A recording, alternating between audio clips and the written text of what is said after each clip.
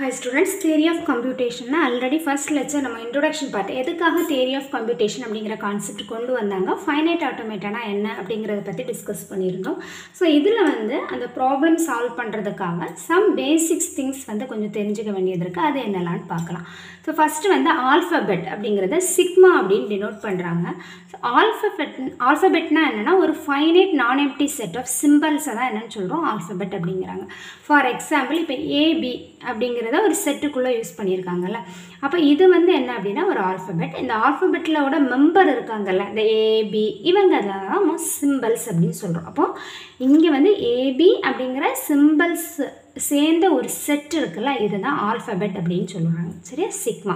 அதே மாதிரி இங்க 0 1 அந்த செட் ஒரு ஆல்பபெட். அதுல இருக்கக்கூடிய அந்த 0 1 இதெல்லாம் சிம்பல்ஸ். அப்ப அந்த செட் ஆஃப் சிம்பல்ஸ் தான் நம்ம என்னன்னு சொல்றோம் ஆல்பபெட் ஆர் சிக்மா அப்படினு சொல்றாங்க. இந்த சிம்பல்ஸ்ல இருந்து தான் நம்ம ஒரு ஸ்ட்ரிங்கை ஃபார்ம் பண்றோம். that means sequence of symbols நம்ம என்னன்னு சொல்றோம் ஸ்ட்ரிங்னு சொல்றோம். அப்போ நமக்கு இருக்கக்கூடிய ஆல்பபெட்ல இருந்து ஆல்பபெட்ல இருக்கக்கூடிய மெம்பர்ஸ் இருக்காங்கல அந்த மெம்பர்ஸை யூஸ் பண்ணி நான் ஒரு ஸ்ட்ரிங்கை ஃபார்ம் பண்றேன். இதான் மீனிங். சரியா? இப்போ AB அப்படிங்கிற அந்த சிம்பல்ஸை யூஸ் பண்ணி நான் ஒரு ஸ்ட்ரிங்னா எப்படியெல்லாம் கிரியேட் பண்ணலாம் AB AB AAB AABB இந்த மாதிரி ஸ்ட்ரிங்ஸ் நான் ஜென்ரேட் பண்ண முடியும்ல இதுதான் இங்கே சொல்ல வராங்க. சரியா? So finite sequence of symbols from sigma. Sigma அப்படிங்கிற அந்த ஆல்ஃபபெட்டில் இருந்து அதில் இருக்கக்கூடிய அந்த சிம்பல்ஸை யூஸ் பண்ணி நான் ஒரு சீக்வன்ஸ் ஃபார்ம் பண்ணுறேன். அதை தான் நம்ம ஸ்ட்ரிங் அப்படின்னு சொல்கிறோம். கிளியர்? ஓகே. ஸோ இனி லாங்குவேஜ்னா என்ன? லாங்குவேஜ்னா என்ன அப்படின்னா என்னெல்லாம் பாசிபிள் ஸ்ட்ரிங் அந்த ஆல்ஃபபெட்லேருந்து என்னால் க்ரியேட் பண்ண முடியுமோ அது எல்லாமே என்னால் லாங்குவேஜ் அப்படின்னு சொல்ல முடியும். சரியா? ஸோ நம்ம இப்போ லாங்குவேஜ் அப்படிங்கிறது பிலாங்ஸ் டு எதாக இருக்கும் சிக்மா ஸ்டார். ஸ்டார்னா மீனிங் என்ன? எல்லாமே என்னெல்லாம் பாசிபிலிட்டிஸ் இருக்கோ அது எல்லாமே அப்படின்னு அர்த்தம். இப்போ ஏபியை பேஸ் பண்ணி என்னெல்லாம் பாசிபிலிட்டி இருக்குது ஏ இருக்குது பி இருக்குது ஏபி ஏஏபி இப்படி போயிட்டே இருக்கும்ல. ஸோ எவ்வளோ பாசிபிலிட்டி இருக்காலுமே எல்லாம் அப்படிங்கிறத டினோட் பண்ணுறது தான் ஸ்டார் அப்படிங்கிறது. சரியா? ஸோ அதோட ஒரு சப்செட்டாக இருக்கிறது தான் லாங்குவேஜ். ஸோ இனி எம்டி அப்படிங்கிற கேட்டகரியில் வருவோம். ஒரு ஸ்ட்ரிங் எம்டி நல் அப்படின்னா அந்த எப்சலான் ஆர் லாம்டா அப்படிங்கிற சிம்பிள் யூஸ் பண்ணி கொடுப்போம். இதே ஒரு லாங்குவேஜ் எம்டி அப்படின்னா பை அப்படிங்கிற சிம்பிள் யூஸ் பண்ணுவோம். யூனிவர்சல் லாங்குவேஜ் மீன்ஸ் எல்லாமே இருக்குது, அதில் எல்லா டைப் ஆஃப் ஸ்ட்ரிங்ஸும் இருக்குது அப்படின்னா ஸ்டார். கிளியர்? ஓகே. இனி ஸ்ட்ரிங் யூஸ் பண்ணி என்னெல்லாம் ஆப்ரேஷன்ஸ் இருக்குது அப்படின்னு பார்க்கலாம். ஸோ ஸ்ட்ரிங்கில் ஃபஸ்ட்டு லென்த் ஃபைண்ட் பண்ணுற ஆப்ரேஷன் இருக்கும்ல எவ்வளோ கேரக்டர்ஸ் இருக்குது அந்த மாதிரி. ஸோ அதுக்கு நம்ம இந்த மாதிரி டினோட் பண்ணுவோம். ஒரு 2 கோடு போட்டு நடுவில் அந்த இதை எழுதுவாங்க. இப்போ எக்ஸ் அப்படிங்கிறது ஃபார் எக்ஸாம்பிள் இவ்வளோ இருக்குது அப்படின்னா அதே நம்ம பார் மாடுலோ பார் போட்டுட்டு எழுதணும் அப்படின்னா எவ்வளோ number of bits number of symbols அதில் இருக்குது அப்படிங்கிறத கவுண்ட் பண்ணி கொடுக்கும். தென் கன்கார்டினேஷன்னா என்னது இருக்கும்? தனித்தனியாக இருக்க 2 ஸ்ட்ரிங்கை ஜாயின் பண்ணி கொடுக்குறது தான் கன்கார்டினேஷன். ஸோ எக்ஸ் அப்படிங்கிறதுல 0 0 1 அப்படிங்கிற ஒரு ஸ்ட்ரிங் இருக்குது. ஒயில் 1 0 அப்படிங்கிற ஸ்ட்ரிங் இருக்குது. ஸ்ட்ரிங் தெரியும்ல சீக்வன்ஸை சிம்பிள்ஸ் தான் ஸ்ட்ரிங். ஓகே. இங்கே XY எழுதும்போது இது ரெண்டையும் சேர்த்து எழுதணும். 0 0 1 1 0ன்னு எழுதணும். அதே YX அப்படின்னா இதை ஃபஸ்ட் எழுதணும். 1 0 0 0 1ன்னு எழுதணும். ஓகே. தென் ரிவர்ஸை நம்ம பவரில் ஆரில் டினோட் பண்ணுவோம். ஸோ எக்ஸ் ஸ்ட்ரிங் இது அப்படின்னா எக்ஸ் பவர் ஆர் அப்படின்னா அதோட ரிவர்ஸ் அப்படிங்கிறது meaning. So next power. So sigma அப்படிங்கிறது ஒரு ஆல்ஃபபெட். சிக்மா ஸ்டார்னா ஆல்ரெடி சொன்னால என்னெல்லாம் பாசிபிலிட்டி இருக்கும் set of all strings over and sigma அப்படிங்கிறது தான் ஸ்டார்.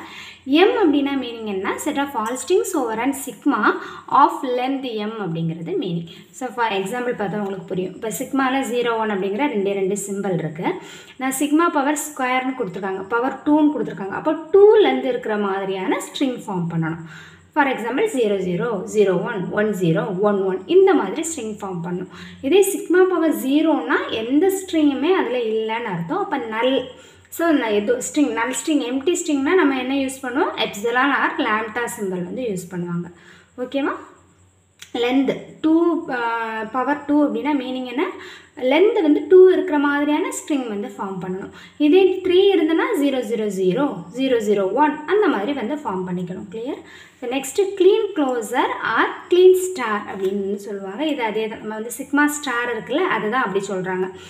இப்போ ஏ அப்படிங்கிற ஒரே ஒரு சிம்பிள் இருக்கக்கூடிய ஒரு ஆல்ஃபபெட் இருக்குது. ஸோ இதில் என்னெல்லாம் பாசிபிலிட்டி இருக்குது, எதுவுமே இல்லாமல் இருக்கலாம். சரி, எப்சலான் கமா ஏ இந்த மாதிரி போயிட்டே இருக்கும்ல, இது எல்லாத்தையும் தான் நம்ம என்னென்னு சொல்கிறோம், க்ளீன் க்ளோசர் அப்படின்னு வந்து சொல்கிறாங்க. ஸோ சப்ஸ்ட்ரிங்னா என்னது, ஒரு ஸ்ட்ரிங்கில் ஸ்ட்ரிங்கோட ஒரு பகுதியாக இருக்கக்கூடிய ஸ்ட்ரிங், சரி, அதோட ஒரு பார்ட்டாக இருக்கக்கூடிய ஸ்ட்ரிங்கை தான் நம்ம வந்து சப்ஸ்ட்ரிங் அப்படின்னு வந்து சொல்கிறோம். இப்போ x = 1 2 3 அப்படின்னா இதில் என்னெல்லாம் சப்ஸ்ட்ரிங் இருக்குது, 1 2 ஒரு சப்ஸ்ட்ரிங், 2 3 ஒரு சப்ஸ்ட்ரிங், அப்புறமா 1 ஒரு சப்ஸ்ட்ரிங், 2 ஒரு சப்ஸ்ட்ரிங், 3 ஒரு சப்ஸ்ட்ரிங், 1 2 3 ஒரு இந்த மாதிரி இருக்குல்ல, இதெல்லாம் இதோட சப்ஸ்ட்ரிங் அப்படிங்கிறது மீனிங். இப்போது ப்ரிஃபிக்ஸ்லேயும் சஃபிக்ஸ்லேயும் வந்து சப்ஸ்ட்ரிங் எழுதுறத வந்து நோட் பண்ணிக்கோங்க. இப்போ வந்து ப்ரிஃபிக்ஸில் எழுதுனா நம்ம எப்படி எழுதலாம், எந்த ஸ்ட்ரிங்குமே இல்லை, எப்சலான் எழுதியிருக்கேன், அப்போ 1 எழுதியிருக்கேன், அப்புறமா 1 2 1 2 3 இந்த மாதிரி எழுதியிருக்கேன். சஃபிக்ஸில் எப்படி எழுதணும்னு பாருங்கள், 3 2 3 1 2 3ன்னு எழுதணும். நீங்கள் 3 2ன்னு எழுதக்கூடாது, ஏன்னா 3 2 அப்படிங்கிறது ஒரு சப்ஸ்ட்ரிங்கே இதில் இல்லை, 2 3 தான் இருக்குது. அப்போ பேக்வேர்டில் நீங்கள் வரும்போது 3யை தனியாக எழுதிட்டு 2 3 1 2 3ன்னு தான் எடுக்கணும். சரி, ரிவர்ஸில் மாற்றக்கூடாது, அதை கொஞ்சம் கேர்ஃபுல்லாக பாருங்கள். தென் பாலிண்ட்ரோம்னா நமக்கு தெரியும், ஒரு ஸ்ட்ரிங்கை ரிவர்ஸில் எழுதணும் அப்படின்னா அதே ஸ்ட்ரிங் நமக்கு கிடைக்குது அப்படின்னா அது வந்து பாலிண்ட்ரோம். இப்போ 101 மாற்றி எழுதினாலும் ரிவர்ஸில் எழுதினாலும் 101 சேமாக இருக்கா.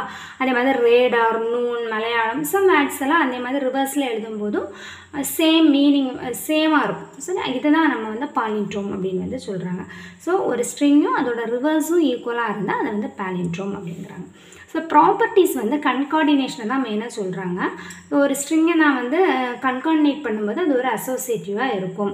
அதாவது UVWவை நான் U of VW அந்த மாதிரி எழுதிக்கலாம். அதே மாதிரி ஒரு ஸ்ட்ரிங்கோட லென்த்தை ஃபைண்ட் பண்ணோம் அப்படின்னா அதை மொத்தமாக சேர்த்து ஃபைண்ட் பண்ணுற லென்த்து வந்து தனித்தனியாக 2 ஸ்ட்ரிங்கை ஃபைண்ட் பண்ணுற லென்த்துக்கு ஈக்குவலாக இருக்கும் அப்படிங்கிறாங்க. இப்போ ஒன்றும் இல்லை, இப்போ யூவில் வந்து 10ன்னு இருக்குன்னு வைங்க, வியில் வந்து 101 இருக்குது. அப்போ இந்த UV சேர்த்து எழுதுனா எனக்கு என்ன வரும், கன்கார்டினேட் பண்ணால் 10101. அப்போ அந்த UVயோட லென்த் என்ன அப்படிங்கிறத, அப்போ UVயோட டோட்டல் லென்த் என்னது 1 2 3 5 ஈக்குவல் டு யூவோட லென்த் என்னது 2 ப்ளஸ் வியோட லென்த் என்னது 3. அதான் சொல்லியிருக்காங்க. சரியா, அதெல்லாம் ஆட் பண்ணால் சேமாக இருக்கும் அப்படிங்கிறது ஸ்ட்ரிங்கோட ப்ராப்பர்ட்டிஸ். ஸோ லாங்குவேஜ் ஆல்ரெடி பார்த்துருந்தோம். ஒரு ஸ்ட்ரிங் என்னெல்லாம் பாசிபிள் ஸ்ட்ரிங்ஸ் இருக்கோ ஒரு ஆல்ஃபபெட்டை பேஸ் பண்ணி அது எல்லாமே நம்ம லாங்குவேஜ் அப்படின்னு சொல்லுவோம் அந்த செட்டை. ஸோ லாங்குவேஜில் என்னெல்லாம் ஆப்ரேஷன்ஸ் இருந்தால் ஃபஸ்ட்டு ப்ராடக்ட், அதாவது கன்கார்டினேட் பண்ணுறது. ஸோ 2 லாங்குவேஜை நம்ம கன்கார்டினேட் பண்ணுறோம் அப்படின்னா அதை வந்து சேர்த்து எழுதலாம் அப்படிங்கிறாங்க. எக்ஸ் அப்படிங்கிறது ஒரு லாங்குவேஜ், ஒய் அப்படிங்கிறது ஒரு லாங்குவேஜ் அப்படின்னா நம்ம அதை XY அப்படின்னு எழுதலாம். இது வந்து ப்ராடக்ட், 2 மல்டிபிள் பண்ணுறது. ரிவர்ஸ் அப்படின்னா என்னது, பவரில் ஆர் போட்டோம் அப்படின்னா அது ரிவர்ஸ் அப்படிங்கிறது. அப்புறம் பவர் பேஸ்மே அதான், அந்த லென்த் ஆஃப் த ஸ்ட்ரிங் அதாவது இருக்குல்ல, அதுதான் பவர்னு மீன் பண்ணுறோம். இங்கே வந்து XI அப்படிங்கிறது அந்த லாங்குவேஜில் இருக்கக்கூடிய ஒரு ஸ்ட்ரிங் அப்படின்னா ஐயோட வேல்யூ 1 to K இருக்குது, பேஸ்ட் ஆன் த பவர். இப்போ K பவர்க்குள்ள கொடுத்தோம் அப்படின்னா அந்த ஒரு பர்டிகுலர் ஸ்ட்ரிங் வந்து எத்தனை தடவை ரிப்பீட் ஆகும், K டைம்ஸ் வந்து ரிப்பீட் ஆகும் அப்படின்னு அர்த்தம். இப்போ 2 power 2னா மீனிங் என்ன, 2 × 2. 2 power 4னா 2 × 2 × 2 × 2. That means L power Kனா x1 × x2 அந்த மாதிரி K டைம்ஸ் அது ரிப்பீட் ஆகுது அப்படிங்கிறது தான் மீனிங். அப்புறம் க்ளீன் ஸ்டார் அப்படின்னு நம்ம ஆல்ரெடி படித்தது தான். ஸோ எல்லாமே அந்த லாங்குவேஜில் 0லேருந்து இன்ஃபைனிட்டிவ் என்னெல்லாம் பாசிபிள் இருக்குமோ எல்லாமே 0லேருந்தே வரும், எப்சலான் வரும், அப்புறம் அதுலேருந்து என்னெல்லாம் பாசிபிள் ஸ்ட்ரிங்ஸ் இருக்கோ அது எல்லாமே க்ளீன் ஸ்டாரில் வந்துடும். இதை நம்ம வந்து இந்த மாதிரி யூனியன் ஆப்ரேஷன் யூஸ் பண்ணியும் எழுதலாம். L0 யூனியன் L1 டில் எவ்வளோ பாசிபிலிட்டி இருக்கோ அது எல்லாமே. So clean star and clean plus ரெண்டுக்கும் ரெண்டு டிஃப்ரென்ஸ்னால் ஒன்றும் இல்லை, ரேஞ்ச் தான். இங்கே வந்து ஐயோட வேல்யூ வந்து 0லேருந்தே ஸ்டார்ட் ஆகும். அப்போ இங்கே வந்து நல் ஸ்ட்ரிங் வந்து அக்செப்ட் பண்ணிக்கும். பட் இங்கே வந்து ரேஞ்ச் நமக்கு 1 இருந்தால் ஸ்டார்ட் ஆகுது. அப்போ நல் ஸ்ட்ரிங் வந்து இங்கே வராது. ஸோ அதுக்கும் இதுக்கும் நம்ம வந்து லிங்க் பண்ணோம் அப்படின்னா க்ளீன் ப்ளஸ் அப்படிங்கிறது க்ளீன் ஸ்டாரில் நல் ஸ்ட்ரிங்கை மட்டும் ரிமூவ் பண்ணிவிட்டு என்னெல்லாம் இருக்குமோ அதெல்லாம் க்ளீன் ப்ளஸ். ஸோ அது நம்ம வந்து L ஸ்டார் மைனஸ் லாம்டா அந்த நல் ஸ்ட்ரிங்கை வந்து நம்ம சொல்லியிருக்கோம். அப்புறம் வந்து யூனியன் அண்ட் இன்டர்செக்ஷன். யூனியன்னா என்ன அப்படின்னா காமனாக இருக்கக்கூடிய ஒரு வேல்யூ. சரி, இப்போ W அப்படிங்கிற ஒரு ஸ்ட்ரிங் L1ல இருக்குது, W அப்படிங்கிறது L2லேயே இருக்கும் அப்படின்னா அது ரெண்டுலேயும் இருக்கக்கூடிய காமன் டேர்ம் வந்து எழுதியிருக்கும். சரி, U அப்படிங்கிறது ரெண்டையும் சேர்த்து வந்து எழுதியிருக்கேன். ஸோ இன்டர்செக்ஷன்னா என்ன அப்படின்னா காமனாக என்ன இருக்கோ அதை வந்து எழுதிக்கிறேன். சரியா, W வந்து belongs to L1, W belongs to L2னா ரெண்டுலேயும் W காமனாக இருக்குது. ஸோ W அப்படிங்கிறது இன்டர்செக்ஷனோட ஆன்சராக இருக்கும். சரி, ரெண்டுலேயும் காமனாக என்ன இருக்கோ அது வந்து இன்டர்செக்ஷன். யூனியன் அப்படின்னா ரெண்டையும் கம்பைன் பண்ணி வந்து நம்ம எழுதுவோம். அப்புறமா வந்து கிராஃப்னா என்ன, அதில் டைரக்டட் கிராஃப் அண்ட் ட்ரீ இது வந்து பார்க்கலாம். ஸோ கிராஃப் அப்படிங்கிறது இது எதுக்காக அப்படின்னா நம்ம இந்த ஸ்டேட் ட்ரா பண்ணுறோம்ல அதுக்காக தான். இப்போ வந்து இந்த இது வந்து வெர்டெக்ஸ்ன்னு சொல்லுவோம். இந்த ABC அப்படிங்கிறது 3 வெர்டெக்ஸ் இருக்குது.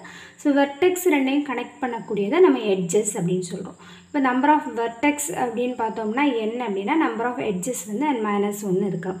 ஒருவேளை ரெண்டுமே சேமாக இருக்குது, எட்ஜஸும் வெர்டெக்ஸும் சேமாக இருக்குன்னா மீனிங் என்ன, அது ஒரு சைக்ளிக் கிராஃபாக இருக்கும்.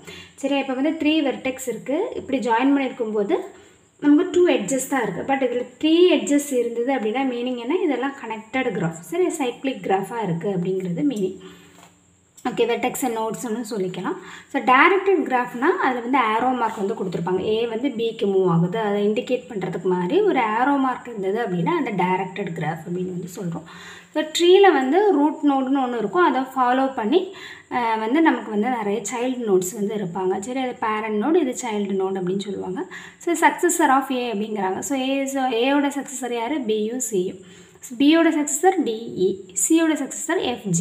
இந்த மட்டும் தெரிஞ்சு வச்சுக்கோங்க. சரியா, ஸோ இதான் வந்து பேசிக். நம்ம வந்து NFA DFA ப்ராப்ளம் பண்ணுறதுக்கு பேசிக்கான இந்த விஷயங்கள் வந்து நம்ம தெரிஞ்சு வச்சுக்கணும். ஓகேவா? ஸோ நெக்ஸ்ட் வீடியோவில் நமக்கு NFA ஒரு சாம்பிள் ப்ராப்ளம் வந்து என்ன அப்படிங்கிறத நம்ம பார்க்கலாம். தேங்க்யூ.